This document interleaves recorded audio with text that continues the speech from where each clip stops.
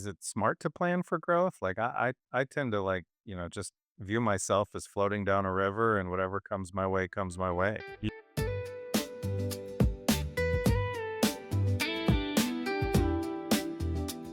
Here we are, another episode of the Fitz and Franson show. Welcome back. How you doing, Fitz? Doing well. A little tired. 7-year-old's going through some sleep progression stuff and deciding that I'm going to join him in that, but we're going to power through, buddy. Yeah. I noticed you had an energy drink. I'm a little jealous. So what are we talking about on today's episode, Matt? So, excited because we're going to introduce our audience. It's a growing audience, we'll say it that way, but we're going to introduce the audience to our 6-week program that we built, and we're starting to take some dealers through and hoping to get some more people to join up here as the year goes on.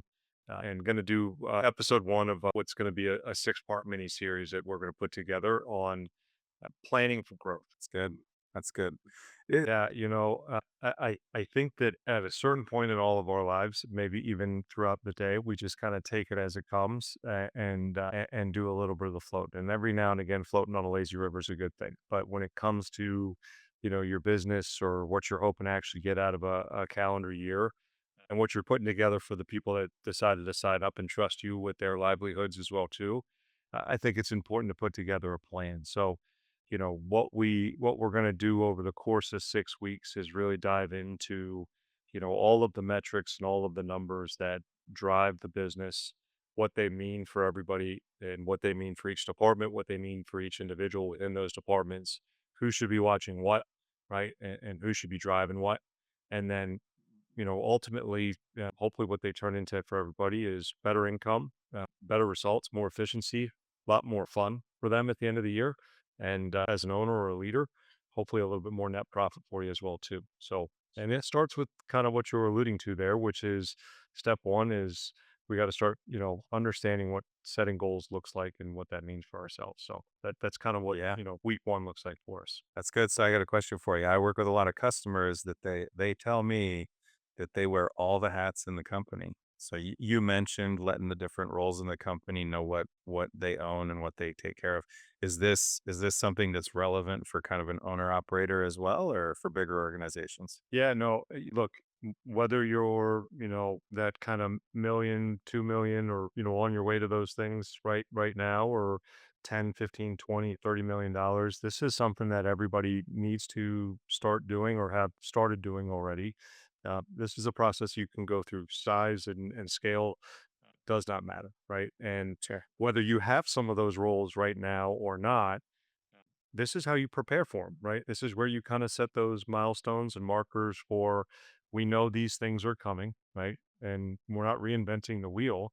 We know that, hey, at 5 million, 10 million, these roles exist. We know if we start planning appropriately, we know when we hit kind of this rough patch or struggle point, that's the role that we're going to have to plan, budget for. And guess what? Hey, we have that set aside, ready to go. And it's not as big a pain point as it could have been if we weren't prepped for it, ready to go. So yeah, so no, it can be for owners, it can be for owners and their sales manager and marketing manager. It can be for the owner that is the marketing manager with their general sales manager. It can be for the leaders of an organization. That's good. And I like that you touched on this can actually prep you to get that next hire. I've talked Yeah, to a lot of dealers that say, I'm tired of wearing all of the hats.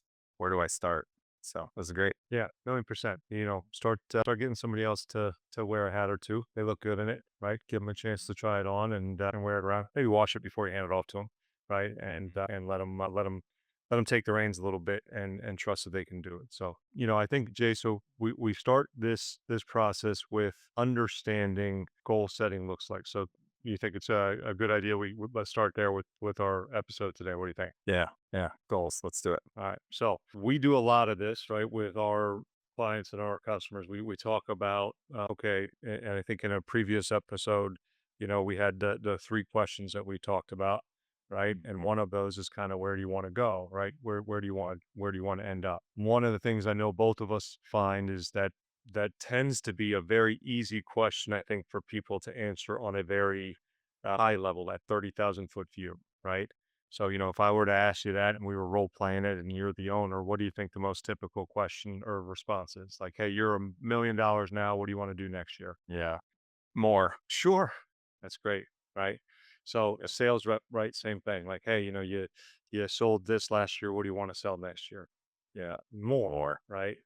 Yeah. So it's funny, as I was a sales manager and sales leader, I was going through these end of year meetings with my people. And one of the things that was just a constant theme was this big, large idea was always the thing that people would come to us with, right? At the end of the year, this is what you did last year. What are you hoping to do next year? More. You go through an interview process, like, what do you need to make? What do you want to make? Well, I want to make as much as I can. That's a beautiful thing. Wow. Right. Yep. Yeah. And I don't know why this was kind of always the image that came to my mind. I don't know if this is something that you use or something similar you use, Jay, in your coaching world, but this I think is an important concept as we start to build this program out for the people that we have inside of it and the people that are going to sign up with us for you to understand is that that type of goal setting or that mindset around goal setting is the guy in the raft on the left here, right? Yep. And the goal is the island, right? And Mhm. when you lay it out there, it sounds great, right? You got the sunglasses on, the sun is shining, and that beach over there looks beautiful, right? But he doesn't have a paddle and he doesn't quite reach the water with his feet or his hands. And Yep. when he kind of realizes it, he's drifting further and further out into the ocean. He doesn't have a whole lot of direction or control over getting to that island. He's at the mercy of the wind and the tide and all of the other things. And before you realize it, it's stormy, it's hot, and you're sunburnt and you're dehydrated and all of these other things. And even if you end up making it to your goal, you might be too battered and beaten to really enjoy the fact that you got there. And what we want to think about is okay, the people that are really successful and the people that end up reaching their goals more consistently are the people that train for the marathon, that end up with a coach, that end up with somebody that's going to help lay out a full training program. Hey, a marathon is in 12 months. Here is everything you're going to do for the next 12 months. Every training step, program, every nutritional habit that you're going to take in the day of the program. This is exactly how much water you're going to drink. And this is every step you're going to take. And I'm going to be right there with you, cheering you on along the way, right? As the manager, as the owner, as to whatever it is. These are the shoes you should wear. This is the type of clothing you should wear. Everything down to the like the smallest detail is planned out so that if a bump in the road happens, we know what we do. We know how to adjust. We know how to pivot. We know what the next step is we need to take to get there. And like I said, as a manager, as a leader, I get to be right there with you. I would be in the car in the air conditioning next to you cheering, I'm not going to be in the ultra marathon heat in the desert, kind of thing. Yep. I'm gonna be there cheering you on. So a bit long-winded. I'm sorry I'm rambling, but I feel like it's really important. And I don't know if you have anything, similar that you use in coaching Yeah. that might be good to add here. Yeah, well, I think it's, in coaching, I talk about, do you live a proactive life or a reactive life? Mm, And I think a lot of people need to be reminded of that lens through which they view it. And the drifter and the ultra marathoner is a a good visual of that. And when I talk to dealers, I say, do you show up at the beginning of the day ready to win it? You and I've talked about, kick today's butt, or do you show up and open your email and just react to what comes your way?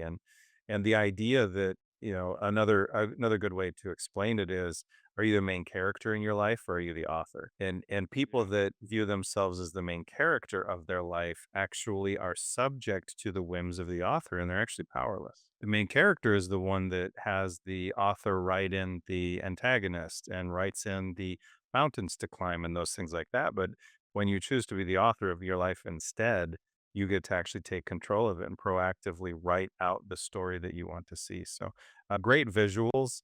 The guy that's having a good time, he sees the coastline, he's enjoying the sun and the shades. But you're right, he's not equipped to actually get to where he needs to go. So, absolutely, Yeah. are you proactive or reactive in the way you run your business? Yeah, I think too, one of the things that I always liked about this concept between these two, visuals here is, I've never run a marathon. I know it might be hard to believe if you look at me, right? But you know, I have friends that have. I got one in particular. We're actually going to go visit them this weekend, and he's just one of those guys that, like everything he does well. His first ever marathon he ran, he trained for. You'll like this, Jay, because I know you did a marathon one time. First one he ever did, he accidentally qualified for the Boston Marathon. Wow. Right? Wow. Okay. Yeah, That's great. yeah. But so he had a friend of his that he asked to coach him, and that first conversation, if you're gonna train for a marathon, at least his experience was, okay, like tell me your baselines, right? Mhm. So how much do you run now? What are your split times? What do you do? Like all of the different terminologies and times and metrics and things that are important for you to know, so that you can lay out, okay, hey, at this time, in a month you should be here, and that next month you should be there, and so on and so forth until the day of the race, right? I'm sure in your experience it was similar. Mhm. Mhm. So it's funny because as I was hearing the story, it made me think about, well, that's kind of the same thing that we need to take like our dealers, our sales reps, our marketing managers, all of these people through in order to understand how to put together their plans for next year. When you and I are asking our dealers, now to go through these programs, I know one of the things we're always, I wouldn't say necessarily shocked, but maybe a little bit surprised at times to know is how often people aren't tracking the numbers as closely as they should be, or aren't aware of the numbers as closely as they should be. Is that fair to say in your Oh. experience? Yeah, the amount of times I've said, "Well, what is this number?" I don't know. I'd have to ask somebody, or I haven't updated the spreadsheet yet, or I don't know how to pull that report in my CRM. I'd have to get back to you. Absolutely. Yeah. Yeah, and you know what? I think to be fair to those individuals, there's probably one or two, if not both of these reasons that combine into why that happens is, sticking with the analogy, they got into this because they like running and they just do it. Mhm. They don't think about the business side of it. Yeah. Or they're wearing all the hats and things get very busy and they have to do the day-to-day stuff. They don't, and they push that running the business side of it aside to stay afloat on the raft, right? And before they know it, it becomes something that instead of being pushed aside, it's buried in a closet somewhere and it's out of sight, out of mind, and they don't have any time to get back to it. But the reality of it is, if it's ever going to change and if it's ever going to be something that they're going to grow and be able to remove one of those hats and hand it off to somebody else who's going to require a salary and potentially a bonus structure and all of those other things that are required to grow. They have to monitor these numbers because they are the engine that feeds the machine. It's 100% necessary. And at the end of the day, our business is a very simple math equation. And if you Sure start to is. understand these numbers a little bit better and you watch them regularly, you can make very smart decisions as opposed to guesses and, as you said, like reactions to things. Yeah, and I think about the phrase, it's not it's what is it? It's not personal, it's just business. Mhm. And I think that, to your point here, when you know the numbers to track, you're actually able to settle your own maybe anxiety or uncertainties and just look at the numbers and let them tell the story so you don't have to sit there and scratch your head. So let's jump into the numbers. Probably just what's in your bank account, right? Like, is that enough, or what are we talking about here? It can be a fun one to look at if you're doing it the right way. That's for sure, Yeah, right? yeah. Could be a pretty depressing one to look at too if you're doing it the wrong way. So, Mhm. look, the numbers are the start of the story, so you got to know the right ones to look at, right? And then, when they're off, you got to know the right questions to ask after that. So, what we develop for our people that we're taking these program through this program is I refer to it as a scorecard. Okay, Mhm. I don't like to say a report card because I wasn't very good at school. Mine were great, right? Yeah. So Anxiety inducing. yeah, exactly. The PTSD comes back. Yeah. So scorecard, right? So something that would look similar to this. Okay. These might not be all of the numbers you would look at on a regular basis. These might be a little bit different from what, some look at on a regular basis, but these are the numbers that pretty consistently most, companies out there that are doing it the right way are looking at. So it starts with understanding like the departments that are driving the business, right? And pretty simply, most of us know that it's marketing, sales, and production, right? Install, and they all feed each other, right? So one of the things that I know on the screen here, it's on a straight line, but we were talking about this before we got on our call today, that it really kind of should be a circle, right? Because it all Yep. feeds itself. if they're Yep. doing things the right way, it's a system that feeds itself. So the question I'll ask you is, I know you're talking to people and asking these questions. How often do you think people should be looking at these numbers? On marketing, we are looking at those numbers pretty much every week to every 2 weeks. But for our customers, we actually look at them every day. Every single day, twice a day, we update numbers so we know what's happening in their accounts. Yeah, I would agree. I mean, I think that there are certain numbers that if you looked at every day, you drive yourself nuts. There are other numbers that if you looked at like every other week and every month, you will miss something that has gone astray and not know it until it's too late, right? Yeah. From a people standpoint, like close rate slipping for a sales rep, for example, if you're not looking at that every day, by the time you turn around 2, 3 weeks later, you'll notice that, Joey has, gone from closing 40% to 20%, and you wanna stop to ask the question of like, "Hey, what's going on, Joey? Everything okay?" Right? Yeah. And you'll have lost a good rep, kind of thing. So definitely need to have your top line numbers looked at on a regular basis and be able to know when something's askew, where to go, where to dig into. But if you're looking at them on a regular basis, you'll see the blinking light more often quickly, and you'll be able to go dig into that number more effectively at the right times. So, Yeah. And in marketing, I tell people that we're either chasing consumer interest or we're shaping it. And that's what marketing does is you're always looking for trends. And so we track on a daily basis just because we want to catch the trend earlier than anybody else. Facebook, Google, they're going to tell you, "Oh, turn the ad on and don't touch it for a couple weeks." And more traditional marketing, like if you turn on, a TV ad or a radio, it's got a set, time for it to run. And so you can't really do much about it. But in the digital space, you want to catch these things early. You want to go which ads are people being drawn to, which promotions are being made, people are being drawn to, and make those decisions and those pivots quickly. 100%. So, look, I think when you look at this, right? So, right now, you might be that million, $2 million, company. And as an owner or leader of your organization, you might own the the top line of all of these numbers, and you might have a sales rep or two, and maybe an events rep or two, or whatever it is, or somebody that's helping you place the ads, kind of thing. But you're responsible for making sure these numbers go where they're supposed to go. You get a little bit bigger, you got a sales manager. Well, they're responsible for managing the sales dashboard or scorecard, whatever you refer to it. You got a production manager who's responsible for managing the production numbers, right? These become their daily drivers. And what is, as you put it, like, what does winning look like? This is their scorecard. And this is like how you teach them what day in and day out success looks like, and how you reward them for success, or, hey, we need to coach you up in these areas. So they're not showing up every day going, "Hey, what do I do today, boss?"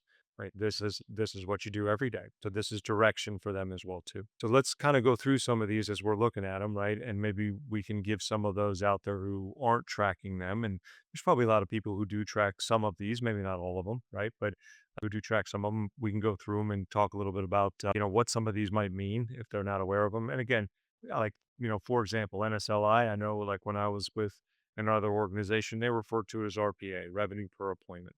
You can call them slightly different things, but at the end of the day, they mean the same, right?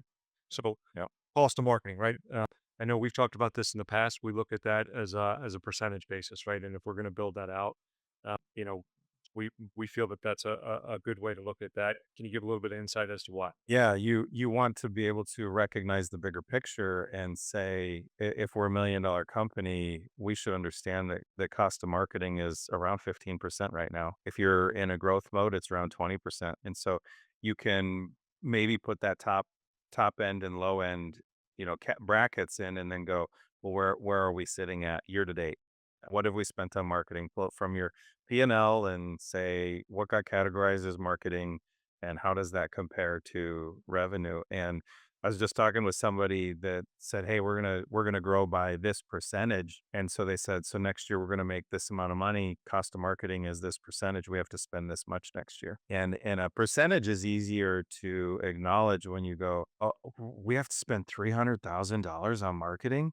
300. Wow, that's a no. You're just spending 15%. Right. It's a big distinction there." It makes it a little bit more palatable. And there's no doubt Yeah. about that, right? Because it's, and also, hey, by the way, you don't have to write me that check today. right? I can Yep. spread that out over 12 Yep. months. Gonna be okay, right? I had a very similar conversation at, a previous stop, budgeting to do, you know, 25, you do the math on 15, 18%. When I say 25 million, Yeah. hey, it's okay. Like, I know we don't have that in the bank today. We're going to have that over the course of the next 12 months. Mhm. That's what we're going to do. Mhm. Yeah, I think the percentage is the right play there. One of the things I'll point out as we're going through this sheet, right? Because I know this is something we've explained to some of the dealers that we're taking through stuff like this. This is high level, right? Your scorecard starts at the top. If let's say Jay, this number starts blinking red, right? Mhm. 23%. That's off, right? What's the next step for you as a marketer? Yeah, I'm gonna try and solve why, right? You Okay. start asking questions and you start looking through your marketing materials. Are there sources that aren't converting? Are there sources that that cost per lead on one of your platforms just is way out of whack? Seasonality, I can tell you we have some customers where in the busy season their cost per lead is like $50. In the busy season or in the slow season, they're like $600. So taking a look at that. Yeah, so it's overall, right? And and again, there might be some months it's a little bit higher, some months it's a Mhm. little bit lower. If it's blinking, if it's rapidly flashing, right? Now we need to dig to that next layer, right? But That's right. again, if you're at that owner level and or senior level, type position, and those numbers are coming in within budget, and you might not find it necessary to dig beyond that. Right. But if the goal is to squeak out another percent of profit, that's where you go down to that next level and go, okay, cool. Of the next level, what was, and again, getting into maybe getting a little ahead of myself for, next episodes, that kind of thing. But those are the things that we would Mhm. talk about. And we need to get another level of profit. Good. This is where we'll get into next level stuff. And so you mentioned the next one is cost per lead issue, right? Which is, Yeah. you explain that a little bit, which is what there, Jay? Yeah, how many dollars does it take to put an appointment on a calendar? And get a sales rep to a door, right? Yeah, that's right. It's kind of the simplest thing, right? We spend, however many percentage points to get Mm. our name and phone number out there to get people to raise their hand and say they're interested in us. But ultimately, we got to get sales reps to the door. So keeping at a percent's great, so long as we get people out there. Yeah, and there's a lot of agencies that are gonna try and tell you that, views or reach or awareness numbers are what you wanna track, and they're like, "Well, you've reached 100,000 people," and you can appreciate that, brand awareness is good, but ultimately you go, "Yeah, but how much did it cost to get my sales guy to somebody's door?" So some of those numbers out there that Meta's gonna show you or Google's gonna show you. They look big, they might seem impressive, but really, ultimately, how many dollars does it take to get my rep to the door? Yeah. Now the next one, this one's always kind of an interesting conversation, right? Because you got cost of issue and then cost of acquisition, which is how much it costs us to actually buy a sale, right? And a job sold. Why track that one, Jay? Yeah, it's a good question. You kinda wanna follow it all the way down to, get a bigger picture of what it costs to actually do business. Yeah, I would agree with that too. And I think that there's kind of getting back to like the whole circle thing here too, is how effective is the handoff, right? And understanding how, okay, yeah, my percentage is good, right? Which means that the handoff is working. Okay. My cost of lead is good. That's not necessarily an indicator that the handoff is working all of the time, right? Because I could maybe drive my cost of lead way, way down and not have a great close percentage and not be creating a lot of volume because I just get a lot of people to agree to let my, nice salespeople in the door. But my cost of acquisition or cost of buying a sale needs to be in line as well too. It's going to be higher than your cost of appointment because you're not going to sell every appointment you go to. Is there ever a use case if you go to that next level where cost of acquisition might be higher than other lead categories? So you have a particular lead category where your cost of acquisition is high, but you would still say that's a good lead source? Yeah, obviously, social media is where it's at. You have attribution tracking is where the customer saw you here and there and everywhere, but they came through maybe Google. And so oftentimes people struggle with Facebook leads because they're more tire kickers, but you have to understand that maybe that cost per acquisition on Facebook leads is actually driving a ton of traffic over to Google.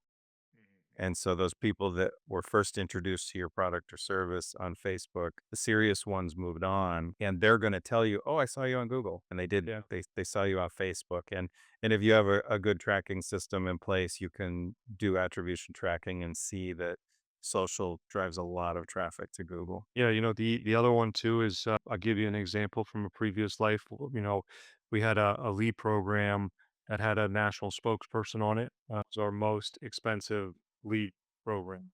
Cost us a lot, but our costs on it were higher, but our close rate on it was one of the highest close rates on a lead source we could get. We didn't get as many leads on it as I would have liked, but I would take every single one that I could. So our cost of acquisition was a little bit higher, but I mean, we closed almost every one that we got. So again, the fact that it cost me $200 more to get one of those, I'm okay with because I'm going to get them more consistently. Yep. So again, it's just one of those things where you're okay with it at times. So, but obviously the number of leads is pretty self-explanatory. I think, Jay, like we got to produce enough leads to fill a calendar up to make sure we're producing enough opportunity to keep you guys running and busy, right? Yep. Yeah, and it's a great number to use.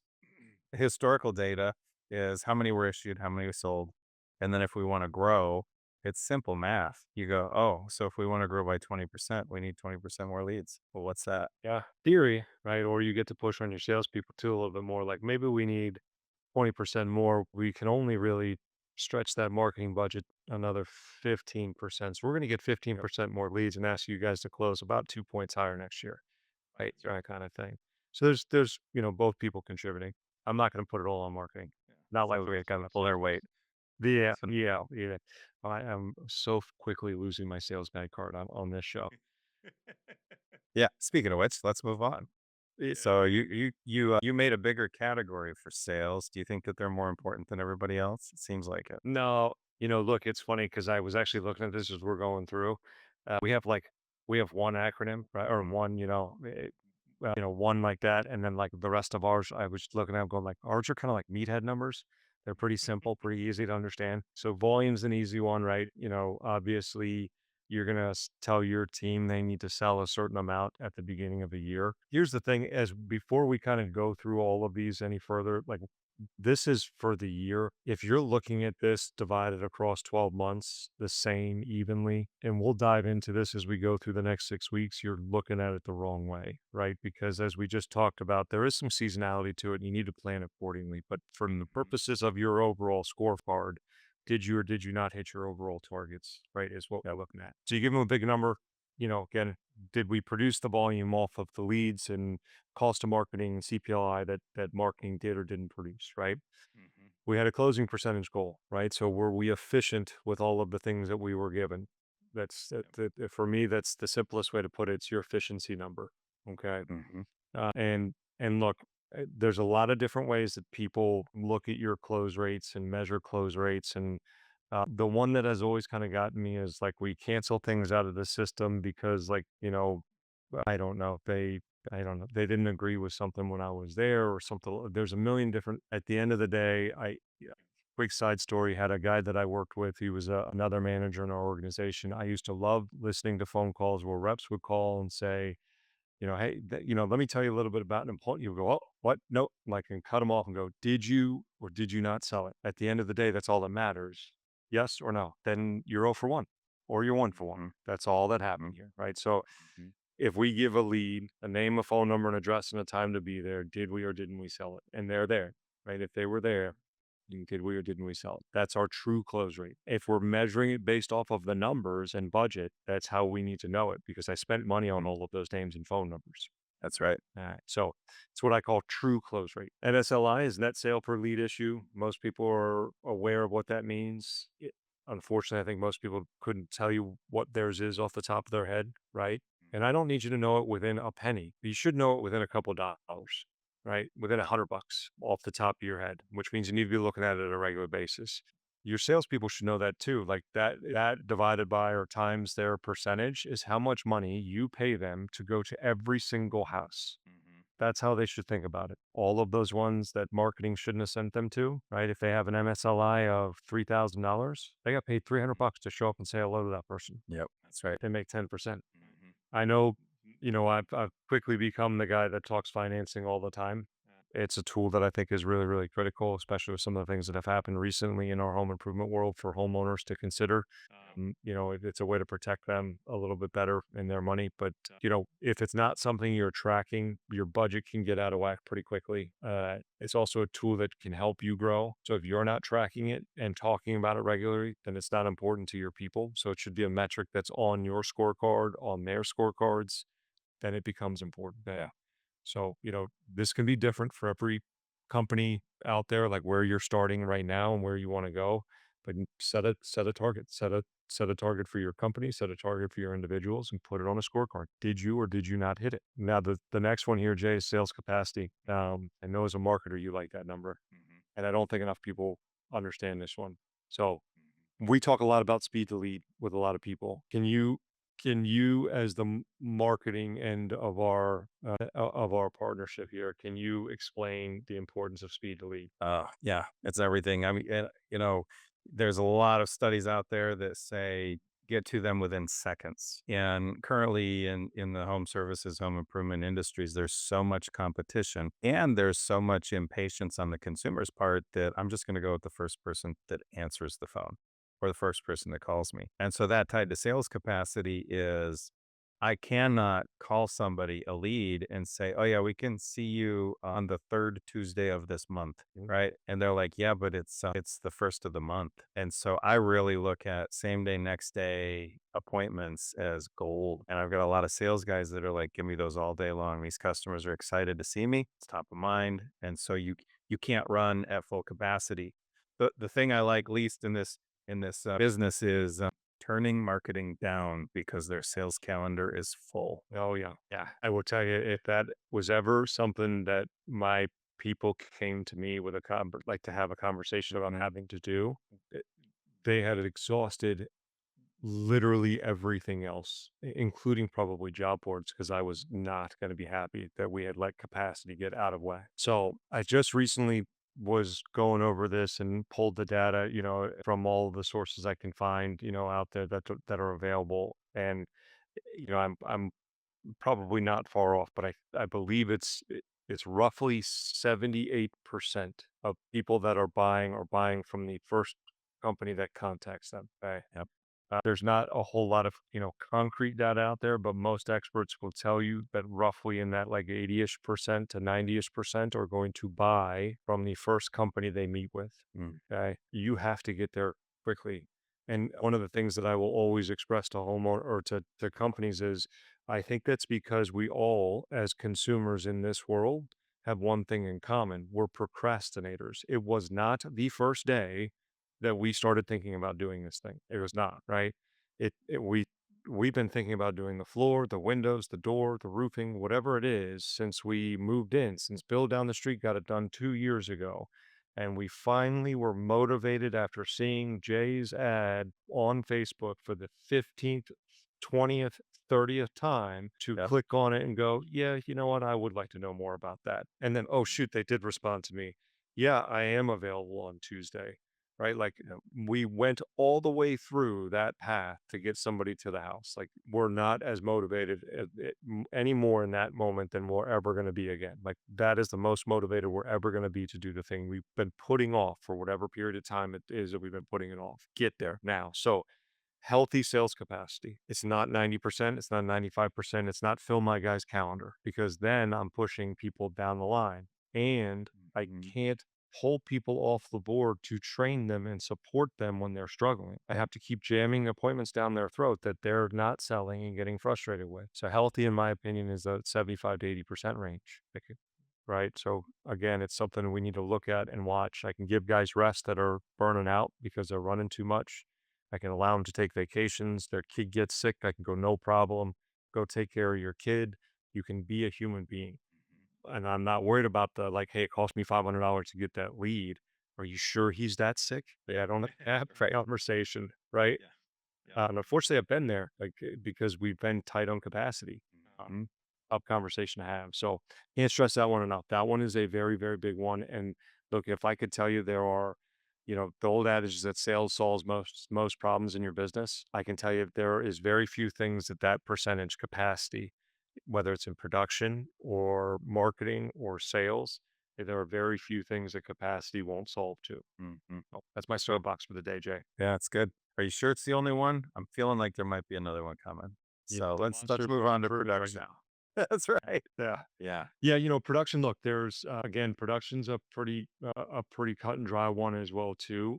There are the nice thing for production is if sales has done the things that they're supposed to do. And I roll my eyes a little bit because that has been, always one of the challenges is like if we sell clean jobs and hand them off cleanly, right? And unfortunately, sales guys aren't known for the best paperwork or cleanest jobs all the time.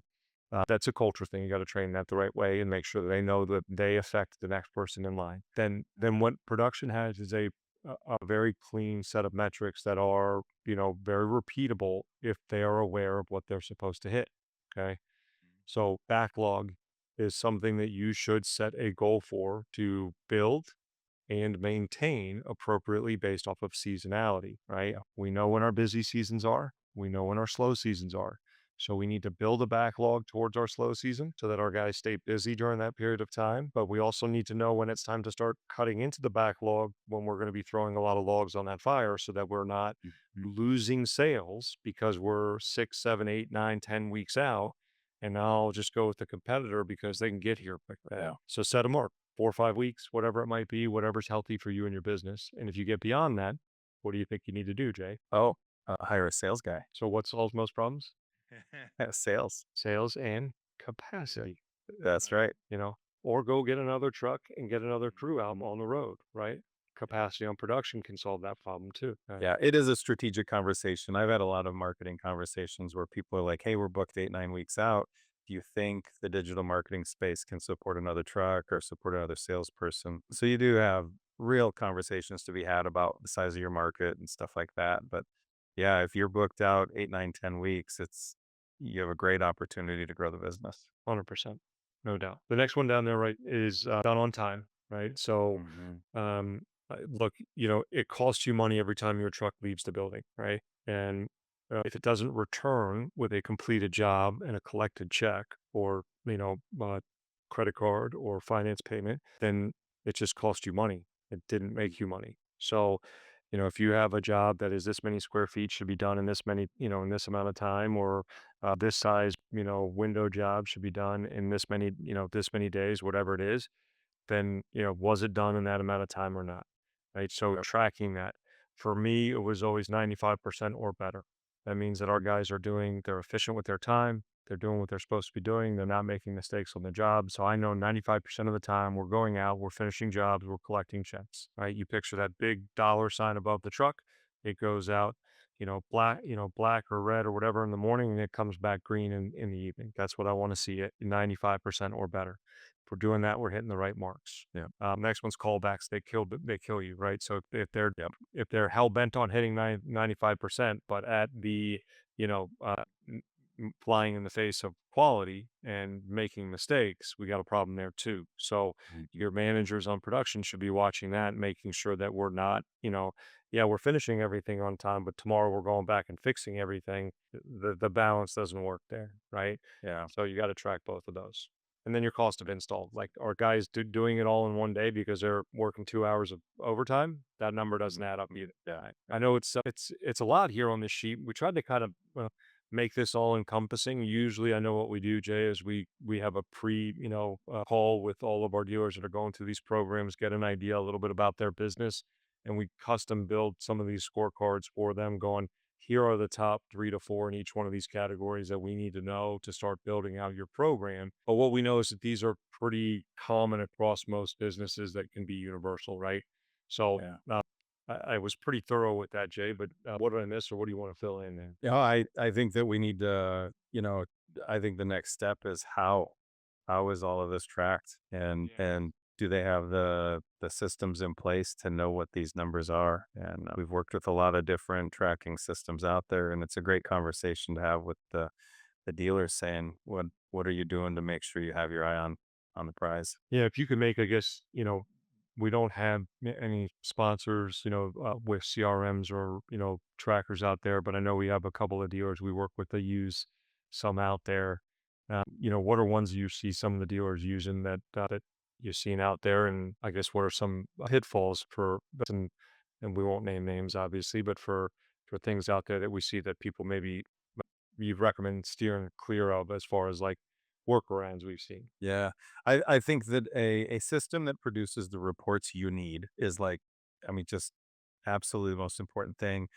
We've worked with a bunch of different ones. Currently, the majority use Builder Prime. Builder Mhm. Prime is pretty good, and they're pretty proactively helping the network, and they're pretty quick to respond to customer requests with issues, and the uptime of the software is pretty reliable. And you can go in and create a lot of custom reports. I think that the stuff that I'd steer away from as soon as you can justify the expense, which should be as soon as possible, is don't do pen and paper, don't do paper copies, don't do your Google Calendar, don't do notes on your phone. Um, I think the spreadsheets are great to get started, to just start to like pay attention to these things. But I would say steer away from anything that's manual entry as quickly as possible, because something like, Builder Prime or any of these other ones, you can pick by date range and a whole bunch of other options and really customized reports to dig into what are marketing numbers, what are sales market numbers, and what are production numbers. Yeah, I would agree. I think that there are, look, there's always going to be some sort of manual entry into your CRM and for anybody that's like hesitant in that world. Yeah. But but at the end of the day, having those things at your fingertips and seeing a number that it'll start to stand out to you. Like that number seems off.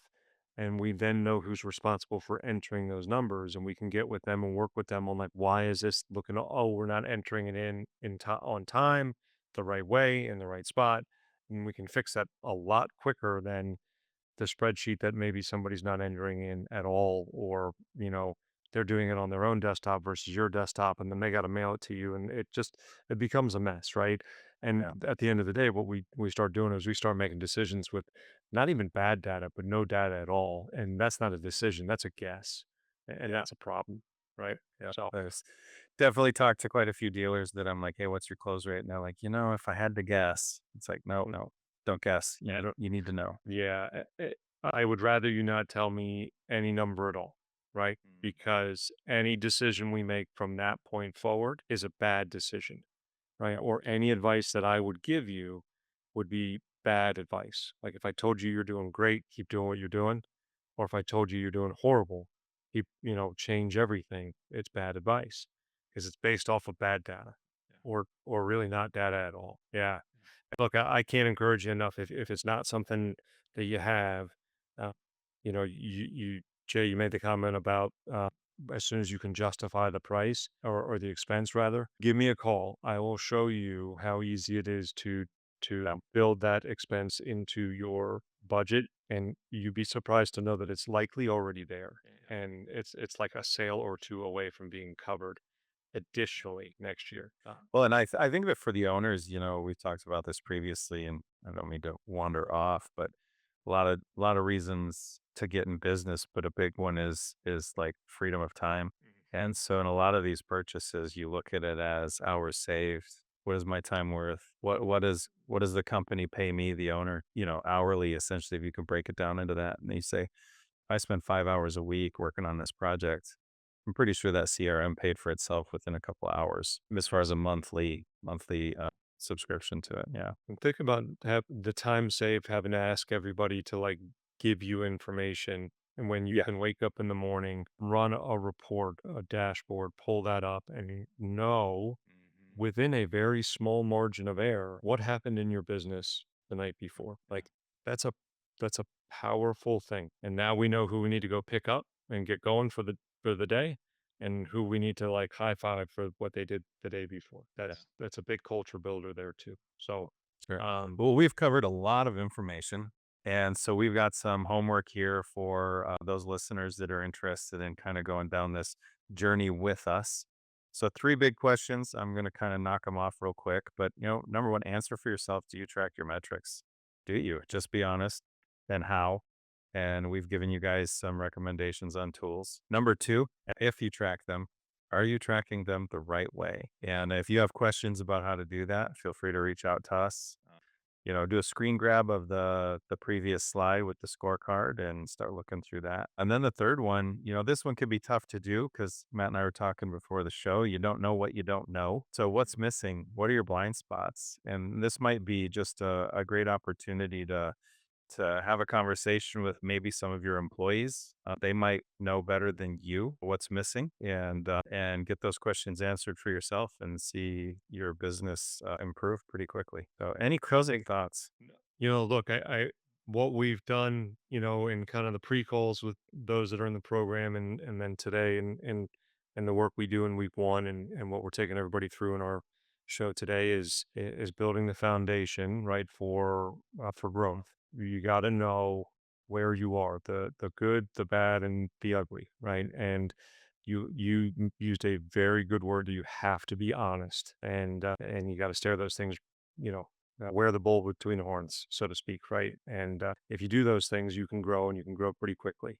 So happy to help with that. And if you made it this far in the show, looking forward to seeing you on the next one. And hopefully you got some good nuggets out of it. And hopefully we'll get you some good ones on the next one as well, too. Sounds good. And as always, if you haven't yet, hit the bell, hit the like and subscribe, join the team. That's it. Happy hunt.